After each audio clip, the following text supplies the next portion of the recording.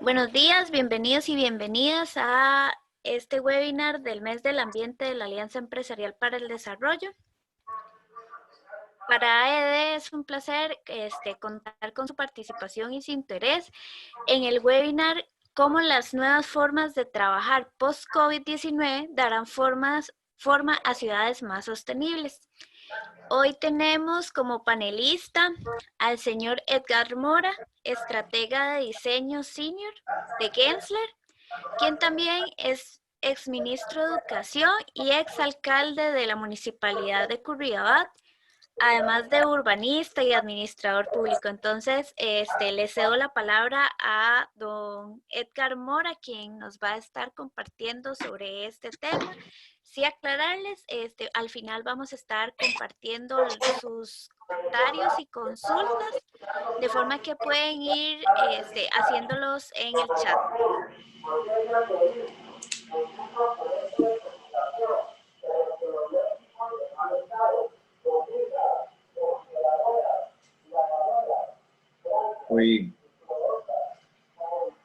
Hola a todos.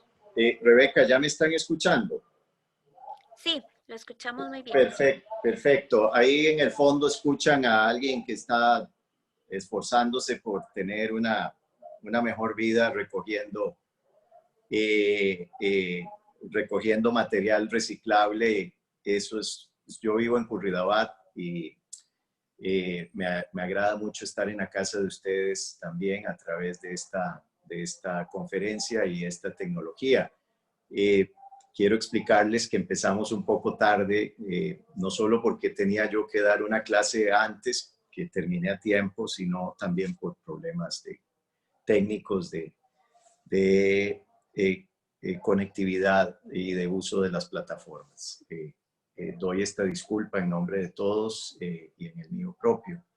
Y quiero también agradecerle a ED la oportunidad, y también veo que es coorganizador de esto. Hay otras instituciones coorganizadoras y quiero agradecerles igualmente. Hoy vamos a desarrollar algunas ideas bajo este formato un poco de predicción de qué sucederá en nuestros ambientes urbanos después de que logremos finalmente pasar por esta crisis sanitaria que ha impactado indudablemente distintas experiencias de la vida de todos los que vivimos en prácticamente todos los países del mundo y también con mucho énfasis a quienes vivimos en ciudades. Por supuesto, la ciudad es importante de tener en cuenta cuando se piensa en el futuro cercano y en el futuro de mediano plazo. Y también cuando se plantean las ilusiones de que el futuro de largo plazo incorpore algunos de los aprendizajes que hemos tenido durante esta circunstancia que está viviendo la humanidad. Es importante señalar para efectos de esta presentación que vamos a partir de la idea de que hay impactos de la crisis sanitaria sobre las maneras en las que las ciudades podrían eventualmente convertirse en sostenibles. Quiero hacer un paréntesis aquí para señalar que es relevante para conformar una idea clara de la sostenibilidad en las ciudades, que nos planteamos siempre una pregunta cimera, una pregunta que verdaderamente está en la raíz del problema, y es: ¿cómo vamos a hacer para construir ciudades que le agreguen valor al planeta en vez de sustraerse? Esa es la pregunta que debería de llevarnos a pensar en modelos de ciudad que puedan entonces incorporar biodiversidad, que puedan dinamizar su hábitat, que puedan generar convivencia positiva y que también puedan entonces, moldeado por todo esto, definir cuál es la infraestructura que vamos a requerir para tener entonces ciudades sostenibles. El origen, como dije, es esta gran pregunta: ¿cómo hacer para que las ciudades en el futuro le agreguen valor al planeta en vez de sustraerse? Cierro el paréntesis y pasamos a lo que ustedes ven en pantalla, un pequeño análisis, una especie de matriz que determina que hay 5 fuerzas globales que han impactado a nuestras ciudades y la forma en que trabajamos. Pronto vamos a también pensar en por qué el trabajo está traído a colación cuando se habla del futuro de las ciudades. Pero estas 5 fuerzas globales queremos señalar en Gensler, que han venido impactando la manera en la que nuestras ciudades se desempeñan. Y si ha impactado la manera en la que las ciudades se desempeñan, también han impactado el resto del planeta, habitado por humanos o no habitado por humanos, porque esto es algo que también vale la pena tener en cuenta. Las ciudades no limitan sus impactos a su perímetro. Las ciudades tienen un impacto absoluto sobre las dinámicas planetarias, las dinámicas naturales, y tienen desgraciadamente la potencia para alterar los diseños que la naturaleza ha establecido para generar la vida en el globo. De tal manera que cuando hablamos de impacto en las ciudades, estamos también hablando de impacto en el planeta. Los cambios demográficos, no hay duda de eso. Las disrupciones de la tecnología han estado ahí desde que avanzamos utilizando la programación y la informática hasta llegar al Internet de las cosas, a la sensorización, por llamarle de ese modo, de las ciudades, algunas veces para hacerlas sintientes, ojalá, otras veces para hacerlas responsivas y otras veces, la mayor cantidad de veces, y con el resultado más pobre, para hacerlas vigilantes de las cosas que hacemos en plano de control, en plano de limitación de libertades.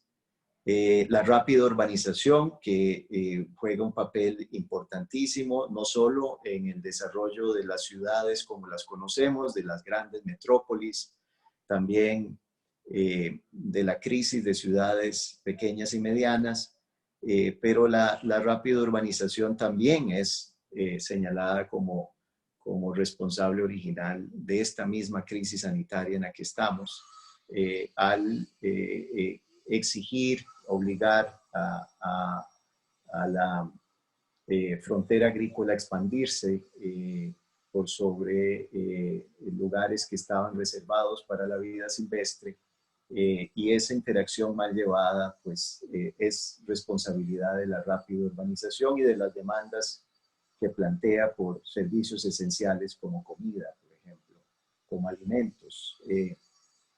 También el cambio climático, que es a la vez una derivación de todo lo anterior, pero que tiene su propio impacto brutal sobre el planeta. Se contabiliza a la ciudad como una entidad que viene siendo afectada por el cambio climático, pero que a la vez contribuye severamente sobre él. Y, por supuesto, la volatilidad global, la posibilidad de la ubicuidad del ser humano y de la economía del ser humano hace que se convierta esto en una fuerza global que ha impactado la ciudad a lo largo de las últimas décadas. Quiero señalar con esto que estamos escogiendo el trabajo para analizar impactos de la crisis sanitaria sobre las ciudades, y eso tiene un sentido que también vale la pena reflexionar sobre él. Y es que, como vemos en la siguiente filmina, el trabajo, las fuentes de trabajo, la posibilidad de conseguir un ingreso, la aglomeración de fuentes de trabajo en un mismo sitio, han sido o es el gran facilitador del crecimiento de las ciudades y también de la forma en la que las ciudades han terminado siendo diseñadas. Y aquí vale la pena señalar que antes de que hubiera ciudad, ahí donde hay, a menos de que sea una ciudad construida from scratch, lo cual no es imposible, pero no es lo frecuente. Las ciudades han ido evolucionando de mosaico en mosaico, por decirlo así. Esa es la experiencia de la gran mayoría de ciudades en el mundo. En ese mosaico, en el primero de ellos, en el que dio origen al sitio, a la localización, a la coordenada geográfica en la que está la ciudad, posiblemente antes que ciudad hubo una casa. Y esto también es importante de recordar y nos lo ha recordado también esta crisis sanitaria cuando hemos recurrido a nuestra propia casa para la protección. La casa es, la vivienda es relevante en el cimiento de la ciudad.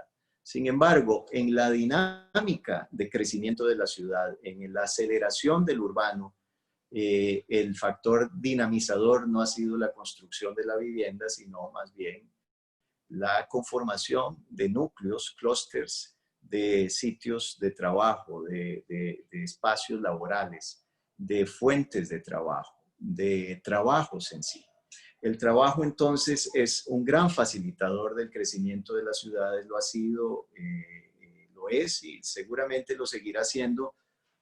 No hay duda de ello. Es responsable también entonces de la densidad en los sitios y es responsable también en una medida insospechadamente grande de la forma en la que terminan siendo diseñados los lugares con todas las congruencias e incongruencias que llegan a tener. Y esto es así porque el trabajo, al ser una actividad humana que se considera noble y necesaria, induce a los ciudadanos de una ciudad a ir en busca de él. Pero también al ser pagado el trabajo con dinero, dinamiza la economía de tal manera que lo que sigue después de ella y siguiendo la pista de ese traslado de las personas trabajadoras es la conformación de la infraestructura.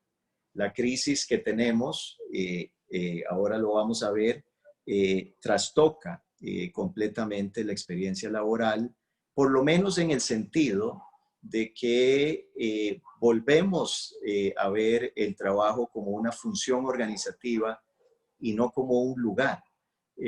Cuando esto ha sucedido, que a eso ahora le llamamos teletrabajo o trabajo remoto, se vuelve a la esencia fundamental del trabajo, que es una relación laboral que tiene una función organizativa y por un tiempo se suspende la idea de que el trabajo es un lugar al que nos desplazamos. Sin embargo, vamos a ver en la siguiente filmina cómo es que hemos llegado a esto y qué significa.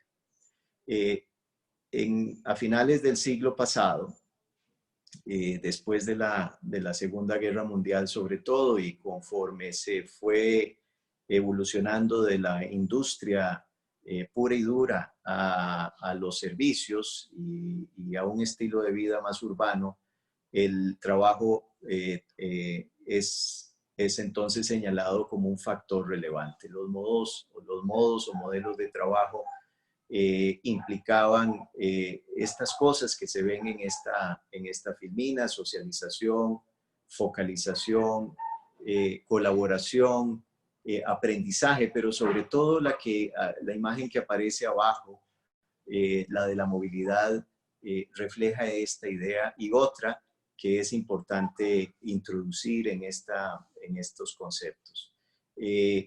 Se da entonces con el trabajo una ciudad que está construida para que la vida de los seres humanos trabajadores gravite entre su casa y otro sitio que es donde está su fuente de ingresos. Esto hace entonces que tengamos, en términos de valencia de fuerzas, una realidad centrípeta. Todos hemos ido por más de medio siglo, vamos a decir un siglo, todos hemos ido detrás del trabajo hacia un mismo punto, desde puntos muy distintos. Hemos partido, hemos hecho un viaje diario, un destino permanente, constante, que además nos parece natural, así nacimos, moviéndonos hacia el trabajo, que es un punto específico en la geografía al que todos vamos, a veces por la misma vía y al mismo tiempo, señalando entonces algo parecido a lo que sucede cuando la fuerza es centrípeta, nos lleva a todos a un mismo punto. Con ello también viene algo que es importante y es una relación que hay que analizar entre la vida pública y la vida privada. El trabajo se convirtió en un lugar y además se convirtió en un lugar donde el que arribaba a él prácticamente era otra persona distinta a la que dejó su casa unos minutos o horas antes. Este desdoblamiento ha facilitado también el estilo de vida masculino, le dio carta de ciudadanía en la ciudad al patriarcado y con ello también a la forma en la que se constituyó la ciudad a favor del hombre y no tanto a favor de las mujeres, que tienen patrones precisamente por esta misma cultura de movilidad muy distintos y que señalan una valencia de poder negativa hacia el estilo de vida femenino, claramente marcado uno y otro por este estilo de vida urbano que se impuso a partir de las formas en las que el trabajo fue dando valor y fue validando, por decirlo así, formas de vida que discriminaban a poblaciones importantes dentro de las ciudades. Pero esto también afectó la manera en que dispusimos los recursos para la infraestructura y después la forma en la que se materializó la infraestructura en las ciudades. Prácticamente uno podría decir que la presa que llamamos en Costa Rica, la saturación de vías por el uso de vehículos es una buena demostración de cómo el trabajo induce a las personas hacia un sitio y se llega a creer que el trabajo también es un sitio, que el trabajo es un lugar donde puedo desdoblar mi personalidad y prácticamente convertirme en otra persona y separar la vida pública de la vida privada. Esto es importante si lo piensan en clave de lo que estamos viviendo en este momento y de lo que significa volver a domesticar el trabajo cuando lo reintroducimos a nuestro espacio íntimo. Así hemos desarrollado los modos de trabajo y así los modos de trabajo nos han desarrollado. ¿Y por qué? Tal vez vale la pena aquí detenerme un minutito para decir, ¿y por qué escogimos para hablar de consecuencias en la ciudad del trabajo?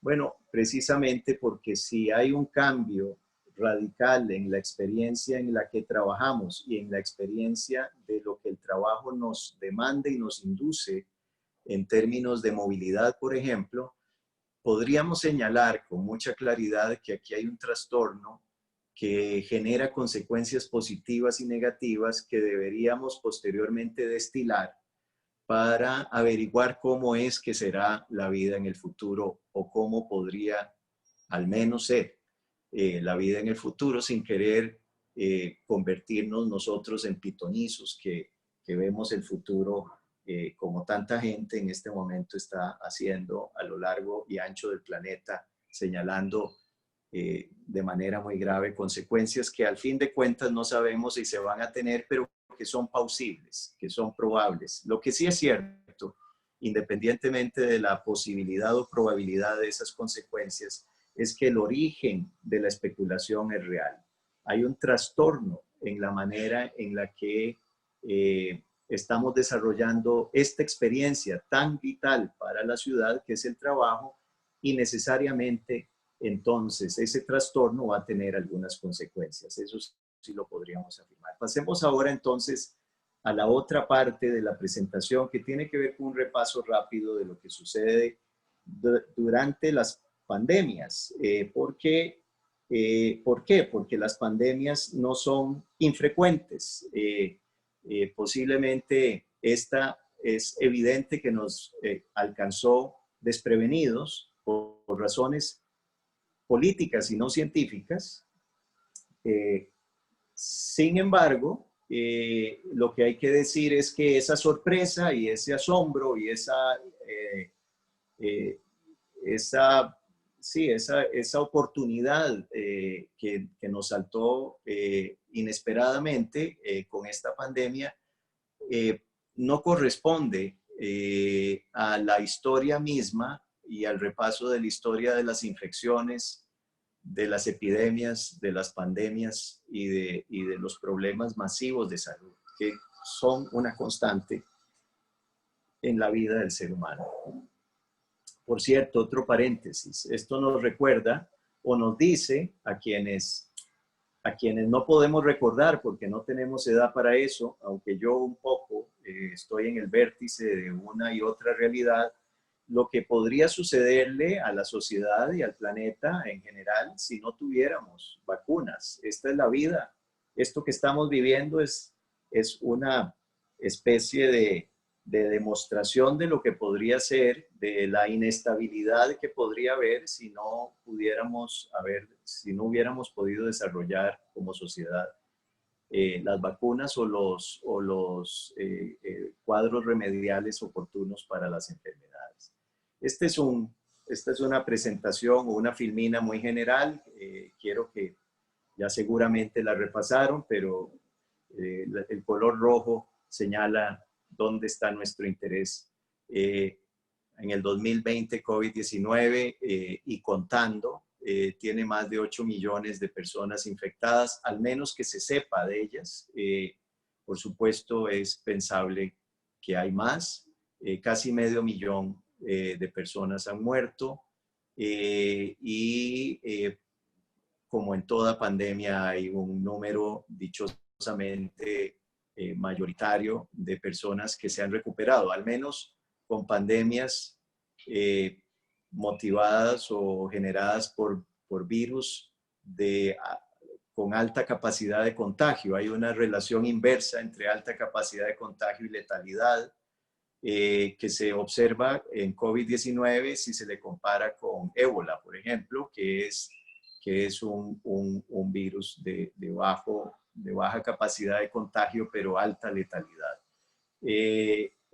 Esta es la situación de COVID-19 y lo que nos interesa viene después, que es lo que nos sucede, lógicamente. En la siguiente filmina se señala lo que nos sucede, lógicamente, en un proceso que también podríamos denominar de luto. Es un proceso en el que suceden no solo se activan las complejidades sociales. Alguien podría afirmar, y creo que con razón, que las epidemias, las pandemias no son el momento ni el motivo por el cual los seres humanos tienden a unirse.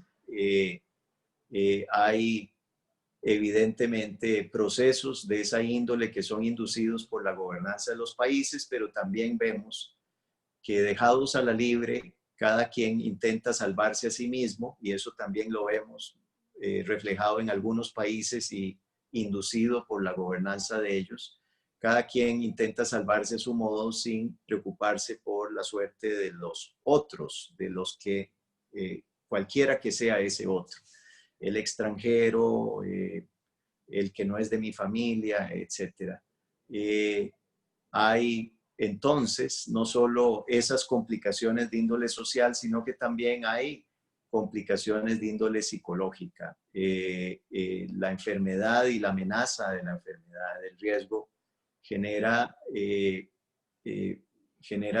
también impactos importantes en la salud mental de los individuos, que se reflejan en este gráfico de manera masiva. Uno podría decir que lo primero que sucede a la manada no es la inmunidad, sino más bien todo este tipo de respuestas que van oscilando entre el shock, la negación, la frustración, la depresión, la salida de la depresión gradual a través de la experimentación, de la toma de decisiones y finalmente de la integración de procesos, lo cual también señala una taxonomía de aprendizaje de la propia crisis que va desde la memoria que se va construyendo a partir del shock, de la negación, la frustración y la depresión para pasar después a procesos más creativos en el aprendizaje no del dominio, porque no lo dominamos, pero sí en el aprendizaje de la convivencia con la enfermedad. Y ahí empieza entonces la taxonomía del aprendizaje a señalar que hay procesos importantes de experimentación, de decisión y de integración. Sin embargo, esto no sucede una única vez, esto puede suceder constantemente. Esta oscilación puede en el curso de una crisis larga plantearse varias veces e incluso de manera muy dinámica. Conforme las informaciones y las noticias van dando cuenta de éxitos y fracasos sociales. Y esto lo digo casualmente para señalar que en Costa Rica estamos en ese umbral en el que podríamos volver a empezar a repetir un ciclo semejante a este después de haber estado muy contentos y orgullosos. Podríamos estarnos enfrentando a una nueva crisis donde también empezamos desgraciadamente a señalar al otro como responsable. Quiero no pasar por esta conversación sin decirlo. Esto es relevante porque también atañe al tema fundamental, que es qué es lo que pasará con las ciudades. Una ciudad dividida es una ciudad que produce problemas sustantivos hacia el futuro. ¿Por qué estábamos tan mal preparados para COVID-19? Es lo que sigue. Pasemos la filmina, por favor. Bueno, yo creo que todos los que estamos al menos en esta actividad, tenemos mucha información y sabemos que la mala preparación para este virus no viene de la ciencia. La ciencia sí estaba preparada. Desde la ciencia han venido advertencias reiteradas sobre el peligro que tiene la expansión de la frontera urbana y no se trata de expansión de frontera urbana como nos lo imaginamos en Costa Rica, que es que los cerros de Escazú empiezan a llenarse de casas o la carpintera está en peligro porque hay desarrolladores que la quieren desarrollar. Nos referimos a los efectos de la expansión urbana. Para ponerlo en un ejemplo nuestro, criollo, la última represa construida para fines de producir energía hidroeléctrica, construida por el ICE, creo que fue la de Siquirres, o se encuentra en esa zona de Siquirres, el río Reventazón. Otra garganta del río Reventazón fue utilizada para crear esa represa. Bueno, esa represa es una obra urbana. No por estar allá lejos y escondida y poco visitada y no saber señalar el punto específico donde está y no porque la mayoría de costarricenses nunca la van a conocer, de miles de costarricenses o la mayoría de ellos que viven en ciudades no la van a conocer, no por eso no es una obra urbana. Es una obra urbana porque su único motivo de ser es para darle energía a quienes vivimos en la ciudad. Lo mismo pasa con el barco pesquero de salmón que en este momento está faenando en las aguas del Atlántico Norte. Está pescando salmón no para un pueblito de pescadores, sino para las grandes ciudades. El efecto del urbano es planetario. y cuando hablamos de la expansión de la frontera urbana sobre la frontera silvestre, estamos hablando de problemas que han sido claramente señalados por la ciencia desde hace mucho tiempo y muy ignorados por la política. Uno podría decir que es claro que quienes sostienen los intereses nos mal prepararon. Esta es una crisis en la que cabe en la concepción de la ciencia, pero no cupo en la concepción ni de la economía ni de la política.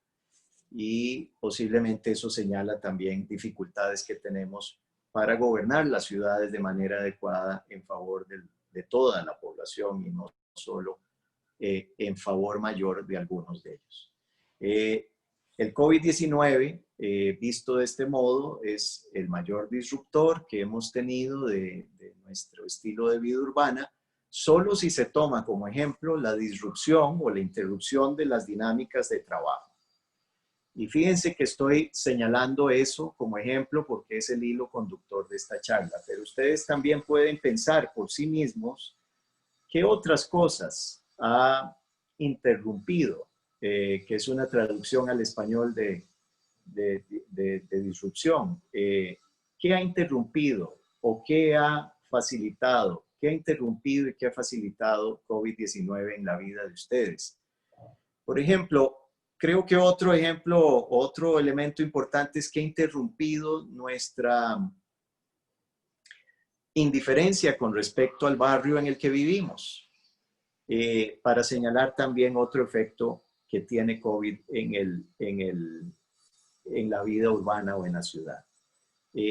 Durante esta crisis hemos vuelto a poner los ojos en nuestra casa. Visto de ese modo, también ha interrumpido la indiferencia con la que hemos visto el lugar donde vivimos, en su conjunto, casa y barrio. Pero para seguir con el trabajo como línea de construcción de esta presentación, evidentemente esta crisis sanitaria ha sido el mayor interruptor conocido hasta ahora del estilo de vida laboral, de las formas y de las definiciones que hemos dado al trabajo. Quiero señalar una de ellas importante. Al devolvernos a la idea de que el trabajo es una función organizativa, lo que eso contribuye es a poner en cuestión si el trabajo tiene que estar vinculado a un sitio y a la concepción de un sitio al que yo voy y me desdoblo. Eso está puesto sobre la mesa para ser discutido. ¿Es esto una oportunidad para avanzar en una forma más feminista de construir las ciudades? Ojalá que sí. Vamos a ir adelante poco a poco para interrogar estas dudas que tenemos. Las ciudades evidentemente seguirán siendo, primero, son una propuesta ya madura, posiblemente muchas de ellas muy mal realizadas, muy mal materializadas, pero es una propuesta madura de aglomeración de personas, son fundamentales en la construcción de la ciudadanía, casualmente porque es en la ciudad donde los seres humanos nos hacemos ciudadanos al friccionar los distintos intereses que las personas aportan a una misma comunidad, los dilemas morales que ellos aportan al friccionar uno con otro, las distintas formas de ser, nos permiten crear las condiciones para construir eso que se llama ciudadanía. Y se dice de las ciudades desde la época de Atenas que son el lugar donde efectivamente el ser humano está obligado a adquirir los valores de la ciudadanía. Eso es muy relevante desde el punto de vista político, desde el punto de vista económico. Ya lo dijimos, es un lugar donde se aglomera vivienda, trabajo, donde el trabajo y la educación producen una inducción de demanda para vivir ahí y por supuesto es un lugar lleno de conexiones para las personas. Eso no es una moda, eso es una tendencia relevante, pero también hay que reconocer que siempre esa tendencia ha estado inspirada por la idea de vivir bien en ese lugar y de que ese lugar sea una especie de casa, una casa grande para las personas que viven ahí, lo cual es importante de tener en cuenta, y esta crisis nos vino a recordar qué tanto se parece tu ciudad a una casa, qué tanto tu casa se parece a una ciudad. Cuando hablo de lo inverso, también hablo de la necesidad de ir a la casa con la misma voluntad democrática con que vamos a la ciudad. Eso también es algo que la crisis sanitaria nos está induciendo a pensar. Si aquí va a haber una especie de blend, de mezcla entre lo doméstico y lo público, lo citadino, también eso va a impactar en la forma en la que viven las familias. Ojalá llevando esa voluntad democrática de no sentir que se tiene poder cuando uno va a la ciudad, no tiene esa sensación, ojalá llevándola de vuelta a la casa. Esto señala tendencias de largo plazo que habrá que ponerles atención de aquí en adelante. Gensler tiene un instituto de investigación y eso le permite hacer algunos aportes científicos a las muchas opiniones que hay. Y aquí quisiéramos recordar la importancia de la investigación para superar la opinión. No valdría mucho venir acá a un espacio como este y emitir un conjunto grande de opiniones, porque la opinión, a fin de cuentas, es el escalón más bajo del conocimiento. No importa quién emita la opinión. Lo cierto del caso es que requerimos, frente a una crisis como esta, de pensamiento crítico, y el pensamiento crítico, como ustedes saben, se fundamenta en evidencia. Las lecciones aprendidas de la experiencia de trabajar desde la casa durante la pandemia de COVID-19 ofrecen una oportunidad sin precedentes para repensar el futuro del espacio físico del trabajo. Vamos a avanzar en las filminas un par más para ir señalando cómo se percibe a través de encuestas de estadística las preferencias de la población en Estados Unidos, de la población laboral. Para ellos, hay que reconocer que Estados Unidos ahí hay un patrón que es muy parecido a todo lo que he señalado. En la cultura de Estados Unidos hay una fuerte diferenciación entre la vida pública y la vida privada, y esa fuerte diferenciación se ha sostenido en estos dos polos, de la casa, de la vivienda y de la oficina. Si ustedes vieron Mad Men, pueden entender lo que quiero decir. La construcción de ese estilo de vida donde la oficina es una segunda casa prácticamente, es fuerte en Estados Unidos, y por lo tanto no es de extrañar que ahí en ese mercado específico la gente siga señalando la importancia que para ellos tiene volver a un trabajo que, además de ser una función organizativa, sea un sitio al que ir. Y efectivamente 44% de ellos opinan que preferirían trabajar en oficina tal y como ha sido hasta ahora, sin llevar trabajo a su casa o sin que su casa albergue el trabajo. Sin embargo, vale la pena hacer notar que eso es un 44%, y por lo tanto la mayoría de las personas sí pueden vulnerar esta idea monolítica de que el trabajo es un sitio específico. Y tenemos que 26% de ellos dice que estaría dispuesto y quisiera trabajar 1 o 2 días en casa, un 18% 3 o 4 días en casa, lo cual es casi la totalidad de la semana. La mayor parte de la carga laboral quisieran hacerla en casa, y hay un 12% que afirma que preferiría trabajar los 5 días de la semana en casa.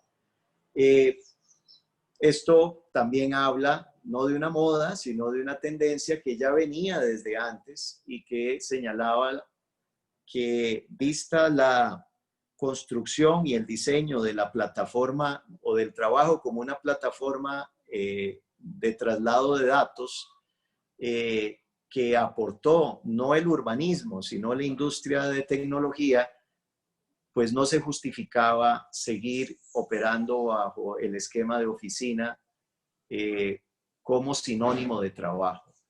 Esa tendencia ya venía de antes y posiblemente ha sufrido modificaciones durante estas semanas y meses.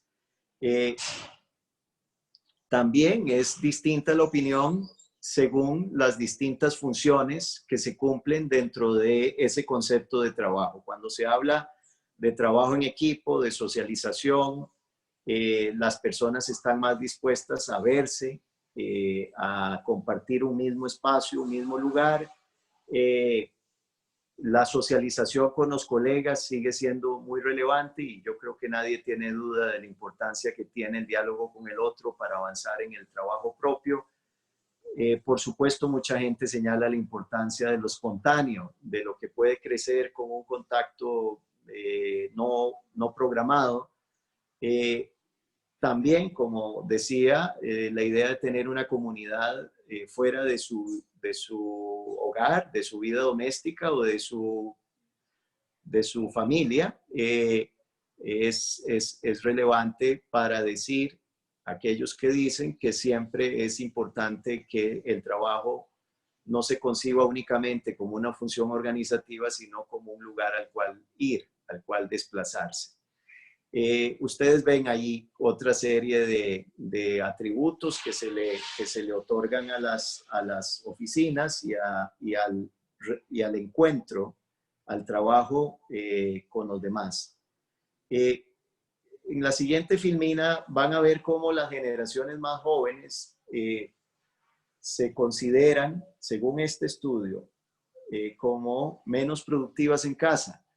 Y posiblemente tienen que ver con algo que algunos podemos considerar que son distracciones y que estoy seguro que las personas jóvenes no consideran del mismo modo, sino que lo consideran dentro de lo que ellos mencionan como ser multitasker, tener la posibilidad de operar distintas cosas a la vez. Y aquí habrá que revisar esa investigación para ver cómo fundamentan la idea de la distracción. Si la distracción también es consistente o es causal o solo correlacionada con poca productividad, que son dos cosas muy distintas para las generaciones para las generaciones más jóvenes. Aquí hay una diferencia conceptual relevante en esas generaciones entre distracción y productividad. Pero también se señala como relevante mantener el balance de la vida y el trabajo. Y yo creo que todos, sobre todo las mujeres, señalan en estos días esa gran dificultad, entre otras cosas porque evidentemente el espacio de trabajo, la forma en la que el trabajo se ha dispuesto hasta ahora, ha crecido ignorando necesidades particulares de las mujeres, que se manifiestan con más fuerza en un momento de crisis. Sin embargo, vean bien lo que las personas esperan de la oficina en el futuro: más espacio, menos espacios compartidos, y también esperan aumentar el trabajo virtual. Pero más espacio, menos espacios compartidos. ¿Cómo luciría? Esto, por supuesto, no están los datos, pero sí les ruego que lo piensen.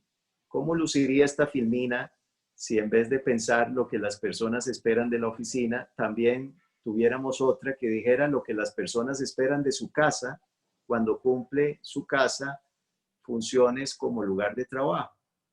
Posiblemente también me atrevo yo a creer que dirían más espacio, lo cual también señala otra consecuencia importante de la disrupción en el trabajo de parte de esta crisis sanitaria. Estaríamos reconsiderando la manera en que vivimos también, cómo concebimos los espacios, por ejemplo, en condominios verticales de ahora en adelante, si es que hay una demanda por armonizar trabajo y vida doméstica. Y con esto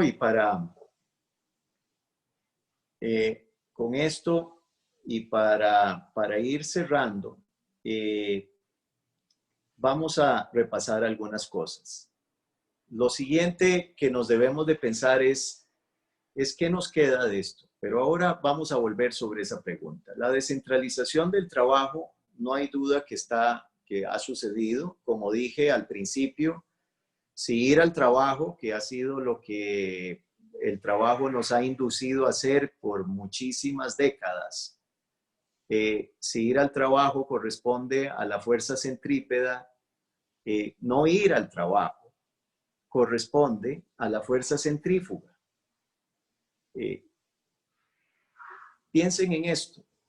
Un día cualquiera, como lo fue el día que tuvimos que tomar decisiones respecto a si nos contagiábamos masivamente o nos cuidábamos, ese día que está en el calendario, un día de tantos, pasamos de tener un vínculo centrípedo con el trabajo a tener un vínculo centrífugo. Y el trabajo siguió sucediendo. Esto es muy relevante. Es muy relevante de pensar. El trabajo entonces se trasladó de un punto central a decenas, cientos, miles, cientos de miles, en el caso de Costa Rica, millones de espacios distribuidos en las ciudades de manera difusa. Esto, por supuesto, que le llamamos descentralización del trabajo, tiene consecuencias sobre la ciudad misma.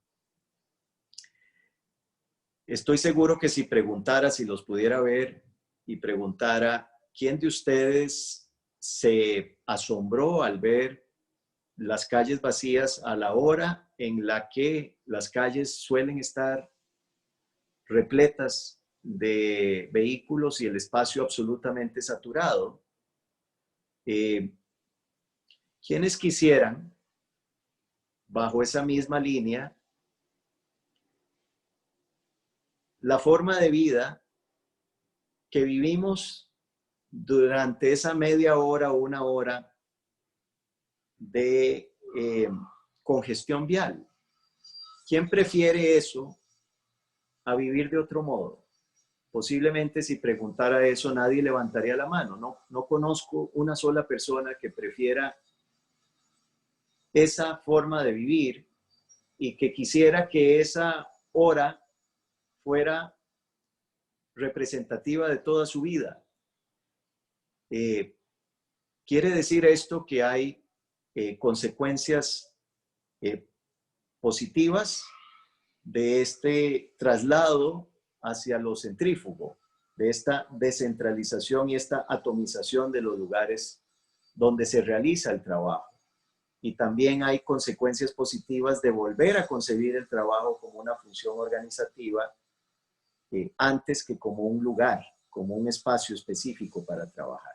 Y posiblemente estoy hablando de la fuerza centrípeta y la fuerza centrífuga como los dos extremos a los cuales habría que de aquí en adelante aplicar la lógica aristotélica para ir llegando a un justo medio. Porque como vimos en las estadísticas, incluso en Estados Unidos, la muestra se divide prácticamente a la mitad entre quienes quieren volver al trabajo como un sitio y quienes quieren mantener el trabajo, al menos parcialmente, como una función organizativa meramente.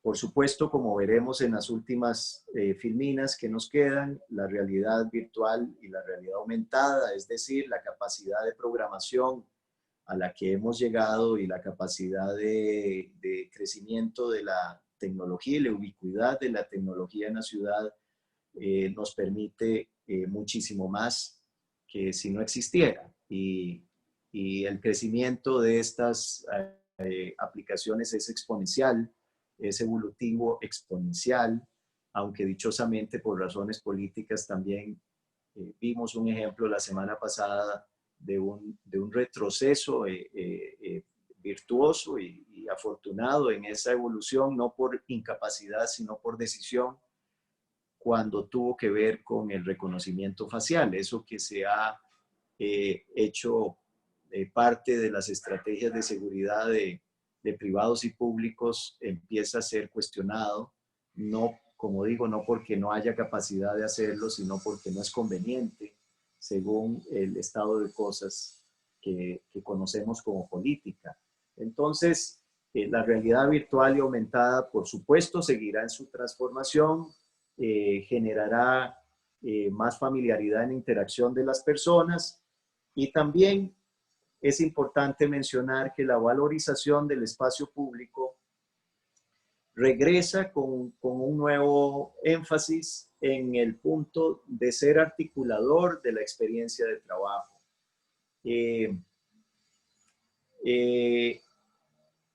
Es interesante. Voy a recurrir a una anécdota. Por supuesto, no pretendo con esto señalar que esta anécdota sustituye la información y la evidencia, porque no se trata de eso ni lo creo. Pero tal y como pasó este señor al inicio de la conversación, sugiriendo que le diéramos cosas para reciclar, él está encontrando más público, más audiencia para su perifoneo en las casas, porque estamos más en las casas y ha aumentado la entrega de material, según me ha dicho. Pero también tengo un vecino que es un alto ejecutivo de una empresa muy exitosa, a quien he escuchado ya 3 o 4 veces deambular por la calle con su teléfono y conversar sobre su trabajo en la vía pública. Eso es algo que es anecdótico, pero que señala esta revalorización del espacio público. Posiblemente son conversaciones que por una u otra razón no puede él tener en su casa o no quiere en sus 4 paredes, pero sí está dispuesto a tenerlos en el espacio público. Y eso es interesante, porque al hacerlo está revalorizando esto que es un callejón de servicios, que es la vía pública, y que ahora también presta un servicio al privado que quiere trabajar. Él es un articulador, ese espacio de la experiencia de trabajo, y esto es bueno que suceda, porque hay que recordar que todo espacio público es una extracción del espacio privado y no al revés. El espacio de trabajo, al trasladarse a la vivienda, también la transforma, y hay que preguntarse de qué manera lo hace. Esto es una buena pregunta para los desarrolladores. Van a seguir desarrollando soluciones de 35 metros cuadrados, sin espacio, sin ventilación cruzada.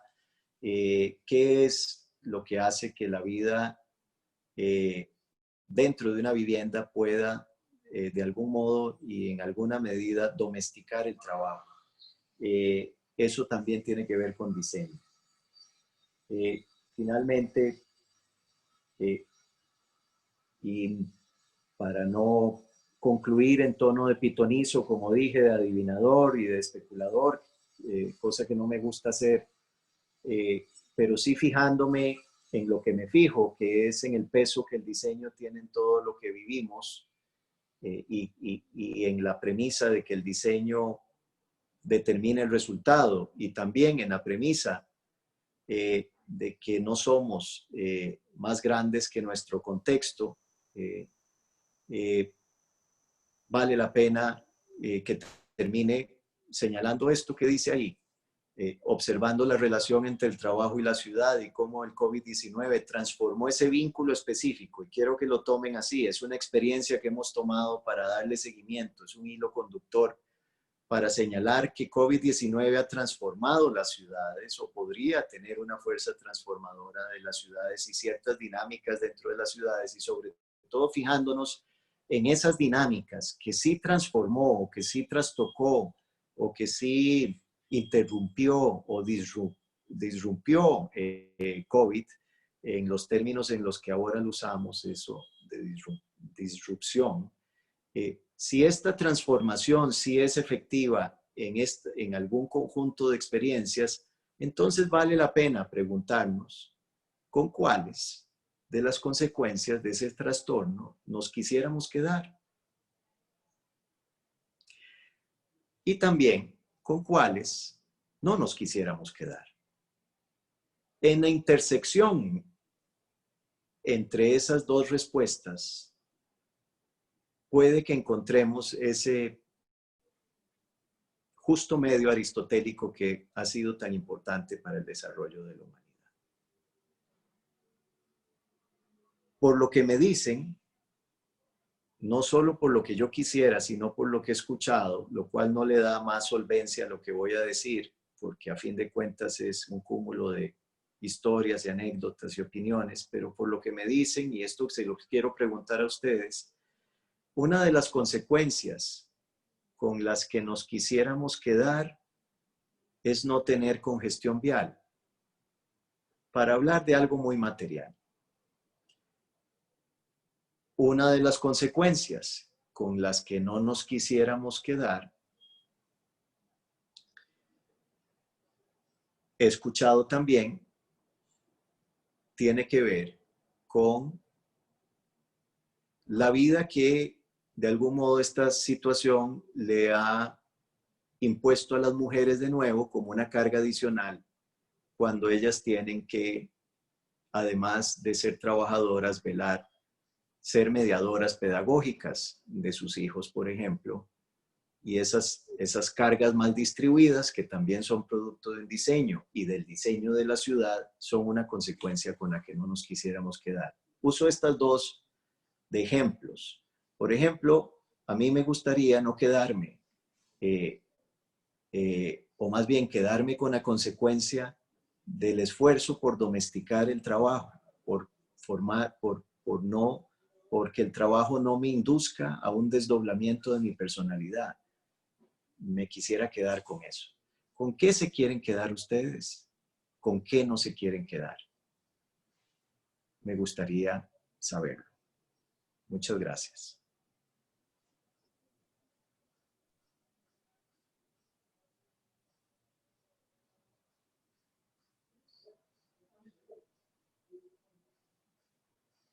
No te escucho.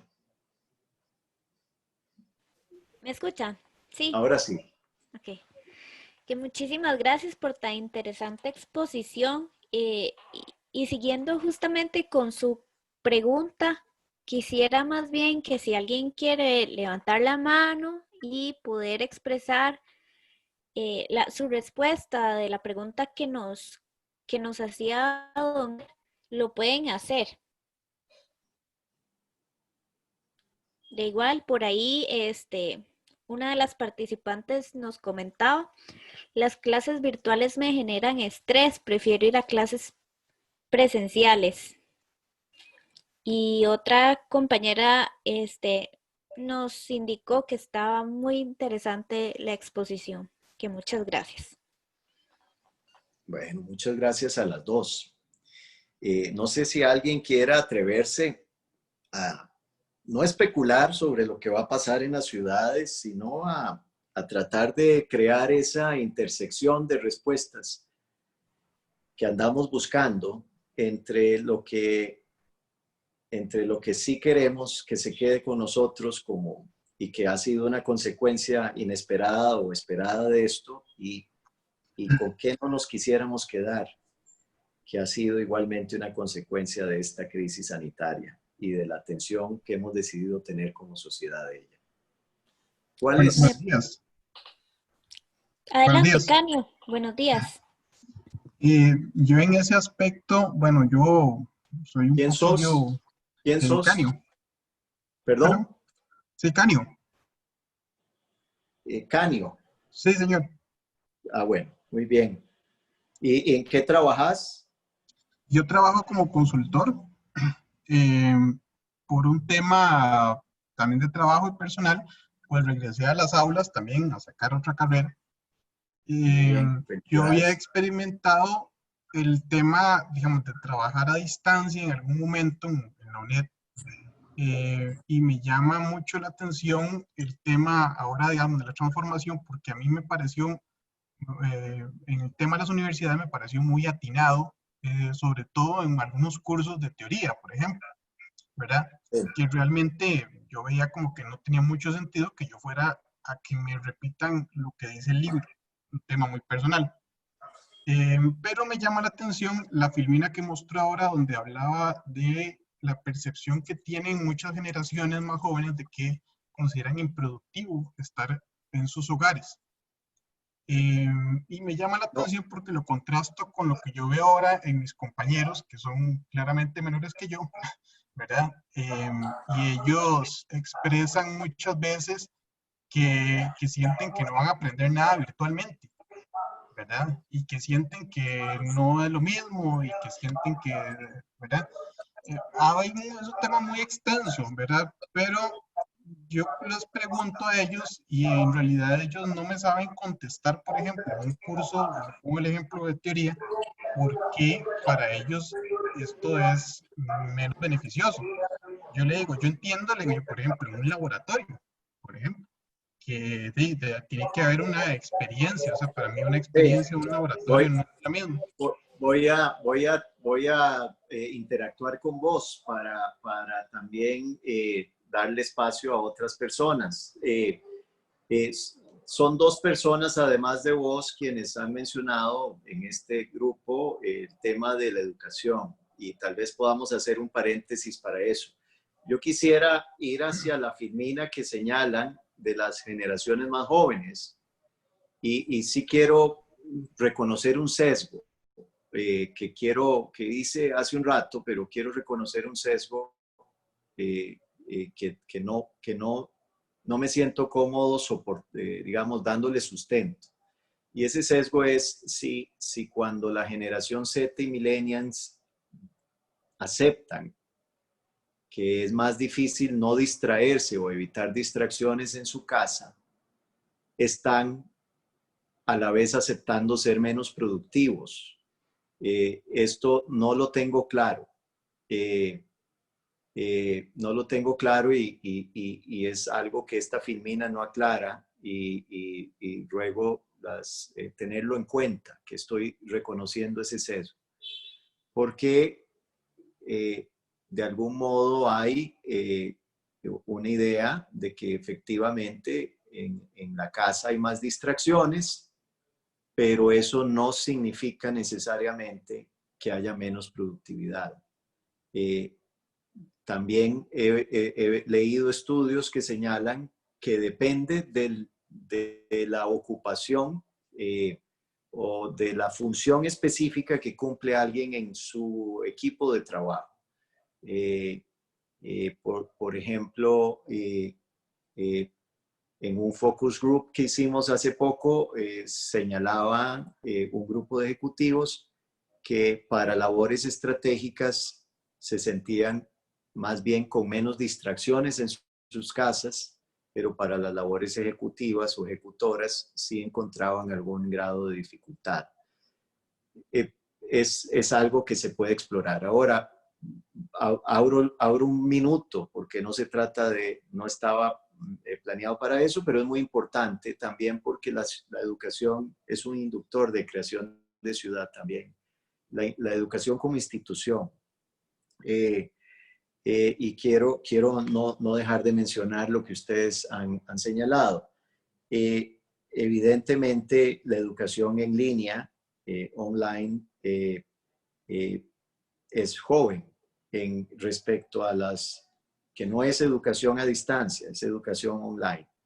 Es joven, esta ha sido una prueba de fuego para ella y todavía es prematuro decir si es efectiva o no es efectiva. Lo cierto del caso es que conforme avanza esta experiencia en ese ámbito de la vida de las personas, sí empieza a quedar clara la necesidad en la educación, que de todos modos ha sido señalada por teóricos de educación a lo largo de la historia, de la importancia del mediador pedagógico y la dificultad de que una plataforma tecnológica cumpla las veces de mediador pedagógico. Incluso para aquellas materias teóricas es efectivamente cuestionable si el mediador pedagógico es innecesario. La evidencia de plataformas totalmente online no es concluyente respecto a su eficacia como mediadores pedagógicos, sino más bien la tendencia parece lo contrario, lo cual hace suponer la necesidad también de que repensemos el rol del mediador pedagógico y quién lo puede ocupar. En el caso de educación, la institución educativa, la escuela, por decirlo así, es una caja. Y si la caja no funciona, pues hay que pensar fuera de la caja, no hay duda. Y pueden haber distintas soluciones.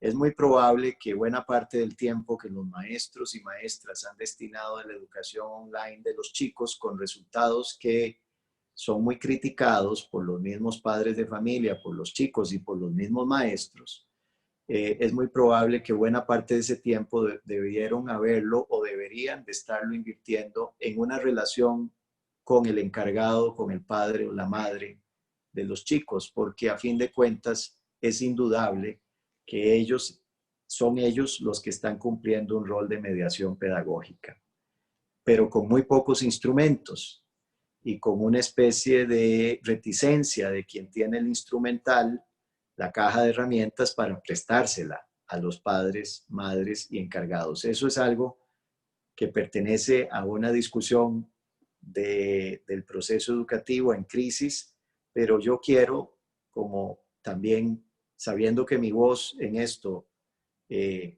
tiene un antecedente, como ministro de Educación, quiero decir que sí extraño y lamento que no haya un plan consistente y congruente a esta altura de prácticamente 3 o 4 meses desde que se declaró y se sabía que la educación iba a sufrir trastornos importantes. Ninguna situación provocada por COVID-19 o una crisis sanitaria semejante debería de ser diseñada para salvar, durante la crisis al menos, para salvar lo que había, porque no es posible. Deberían los esfuerzos de ir orientados a crear condiciones extraordinarias, diferentes, que posiblemente sean diseñadas para ser temporales, pero con la intención de que no lo sean. Y aquí quiero trasladarle, a beneficio de inventario del conocimiento de todos ustedes, un principio fundamental del diseño: es que buena parte de las cosas que se diseñan para ser temporales terminan siendo las cosas que son permanentes. Con lo cual significa que incluso las soluciones extraordinarias que son pensadas para atender una circunstancia emergente deben ser diseñadas con mucho cuidado, porque podría ser que esa sea la cosa que termine siendo permanente.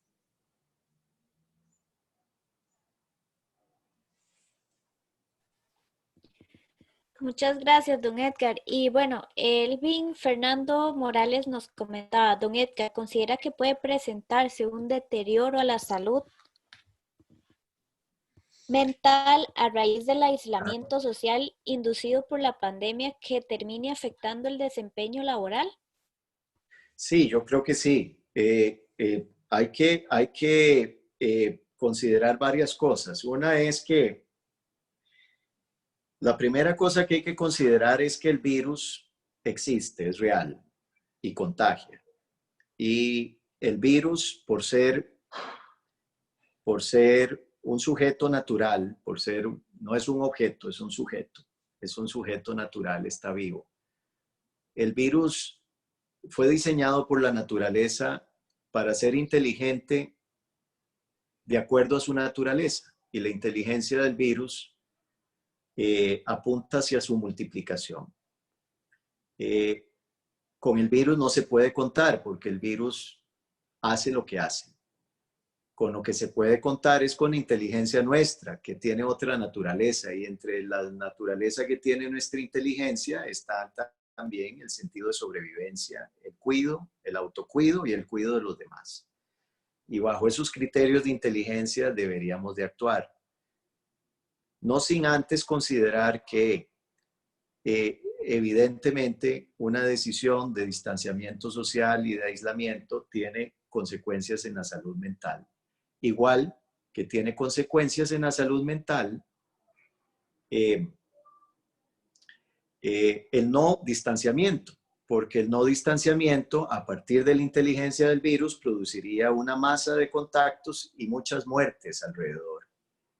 Y cuando una sociedad está construida como la nuestra sobre el principio fundamental de que nadie debe morir sin necesidad, cuando existen esas muertes que son prevenibles y suceden de manera masiva y a lo largo y ancho del país y en todas las escalas y situaciones sociales, eso necesariamente va a tener o tendría también otra consecuencia en la salud mental y un tremendo deterioro en la conformación de nuestro tejido social.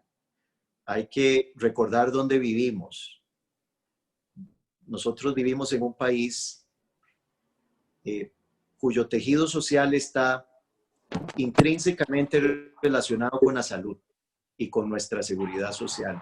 De tal manera que si eso falla, nos va a representar en el espejo a todos como un fallo generalizado y también eso tendría consecuencias en la salud mental. ¿Cuál es la situación? Entonces, que tenemos pocas alternativas para operar,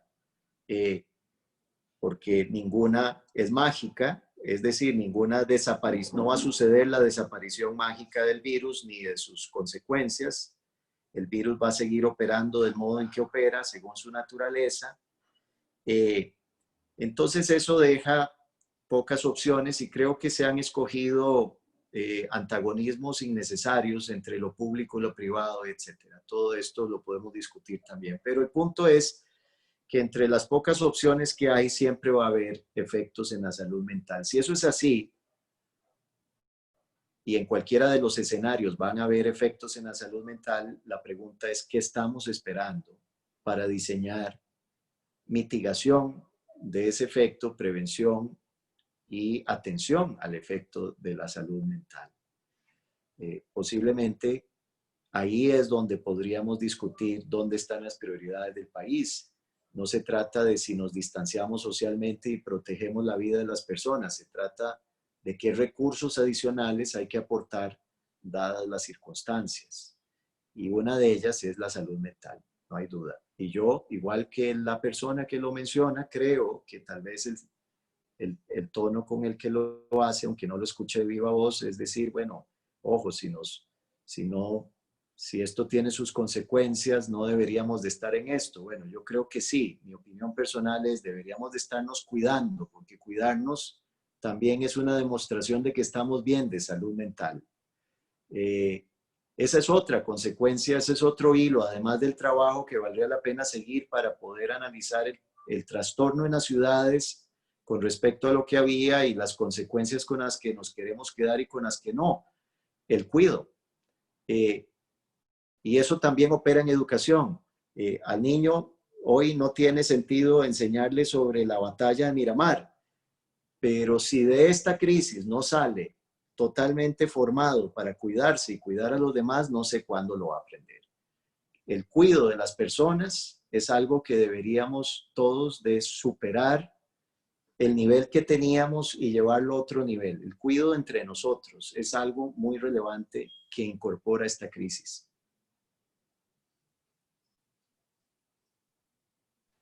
Muchas gracias, don Edgar. Y quizá para ir cerrando, voy a leer los comentarios que nos hicieron respecto a la pregunta que nos hizo.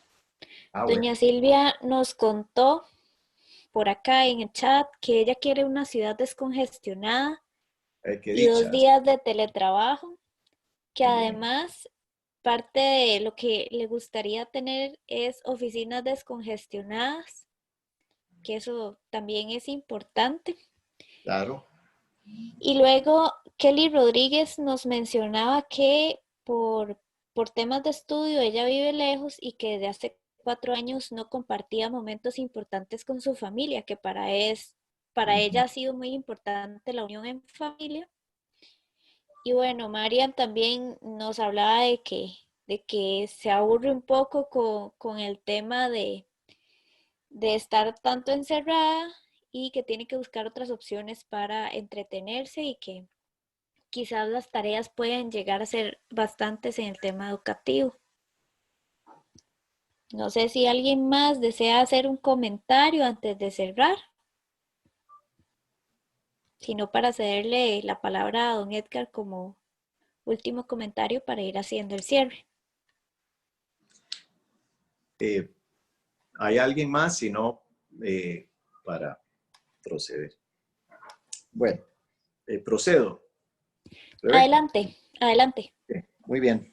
Bueno, de nuevo, lo primero que hay que hacer en la vida es ser agradecido y agradezco mucho este espacio y esta oportunidad de dirigirme a todos ustedes que están allá en algún lado de su casa, creo, y recibirme ahí en su casa. Yo estoy en la mía y me siento muy cómodo y muy confortable, pero también recuerdo que hay personas que no pueden vivir en la misma comodidad y circunstancia, no han podido y también de eso se deben ocupar las ciudades. Las ciudades en las últimas décadas han sido lugares que han tolerado tener en su seno profundas inequidades, además de producir tremendos impactos en la crisis climática, en el cambio climático. Vale la pena recordar siempre entonces que estas crisis, estas y otras, podrían ser importantes para ir reconstituyendo nuestra idea de ciudad. También quiero desagregar un poco eso al final para decir que vale la pena cuando podemos quebrar qué es una ciudad en partes y darnos cuenta de que la ciudad es un conjunto de barrios, que la ciudad tiene una capa de funciones relevantes entre las que está el trabajo, sin lugar a dudas, que la afecta mucho, pero también está constituida por un conjunto enorme de viviendas, de lugares donde vivimos. Eh, entonces, cuando pensemos en ciudad, no dejemos de pensar en esas escalas, en la escala de la casa, de la vivienda, en la escala del barrio, del espacio público, democrático que compartimos, y finalmente la escala de la ciudad, pero que no se nos olvide que también la ciudad pertenece a un paisaje y que ese paisaje es más grande que la ciudad y posiblemente la ciudad ha jugado las veces de interrumpir el paisaje innecesariamente y a raíz de esto tenemos consecuencias tremendas como las de este contagio, las de esta pandemia, que vienen casualmente de esa capacidad que tiene la vida urbana y su estilo de desarrollo para irrumpir y trastocar y trastornar el equilibrio natural. Eh, eh, Desde una perspectiva de diseñador, quisiera dejar el mensaje importante de que todo está diseñado. Si tenemos un problema con este virus es porque tiene algún diseño.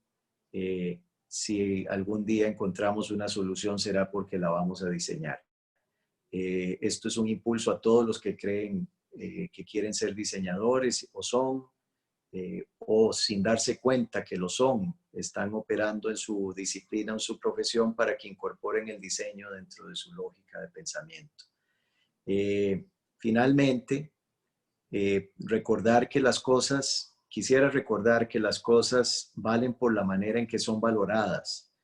Y eso es relevante. Por supuesto, no estoy hablando de relativismo. Hay cosas buenas y hay cosas malas, hay cosas correctas y hay cosas incorrectas. Normalmente tiene que ver con los impactos que tenemos sobre los demás. Pero quiero decir que el trabajo, igual que la educación, sí son relativos a la forma en la que se valoran y evalúan. Y quizás esto, cuando Silvia hablaba de descongestionar el trabajo, también creo que quería hacer referencia a descentralizar sitios de trabajo por distintas partes de la ciudad y visitar el trabajo a veces y a veces no. Todo esto también plantea la situación de que entonces la productividad y lo que conocemos como un buen trabajador debe cambiar eh, eh, o respecto de eso, la valoración, la evaluación, la métrica de lo que es y no es debe de cambiar. Y eso es una parte importante del nuevo diseño, porque no se trata nada más de diseñar un horario distinto, sino de darle un soporte en el proceso de evaluativo, en el proceso de revisión de métricas y de monitoreo y evaluación. Igual en educación. Quizás si las cosas deban cambiar en educación, hay que también pensar en cómo cambiar la evaluación de lo que hacemos en educación. Posiblemente no se trate de hacer entonces un examen sumativo, sino de saber que un niño aprendió sobre propiedades de la física cocinando un huevo con su mamá, porque el huevo le enseña la elasticidad, le enseña las transformaciones de la materia cuando recibe la excitación del calor, etc.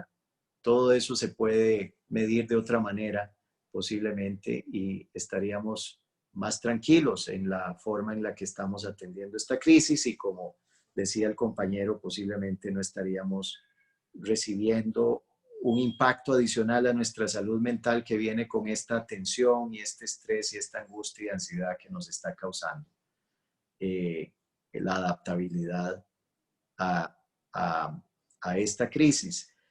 Porque hay que recordar que a diferencia de lo que dice Trump, el virus no va a desaparecer porque haya una temporada de calor o mágicamente vaya a desaparecer porque hay una elección que viene en noviembre. El virus está ahí haciendo lo que sabe hacer y lo que sabe hacer nos afecta si nos dejamos que nos afecte. Entonces, muchas gracias a ED de nuevo y estoy para servirles. En la lista que me hicieron llenar, igual que ustedes, está mi correo electrónico y si alguien quiere ponerse en contacto conmigo, les ruego a Rebeca que lo comparta. Me encantaría recibir comentarios sobre esto o cualquier otra cosa que crea que pueda ayudar. Muchas gracias a usted, don Edgar, por el tiempo y por tan valiosa conversación. Agradecerle a Gensler justamente por sumarse a este mes del ambiente, por la naturaleza. Y bueno, antes de cerrar, nada más quisiera invitarles a nuestro próximo webinar, que será el próximo jueves 25 de junio a las 9 de la mañana. Pueden, cuando reciban este correo de agradecimiento con el link del video para que puedan repasar los conceptos mencionados por don Edgar, podrán encontrar también la inscripción. Entonces ahí les voy a estar compartiendo para que también nos acompañen. Muchísimas gracias por la participación, ¿verdad? Y que tengan un excelente día. Hasta luego.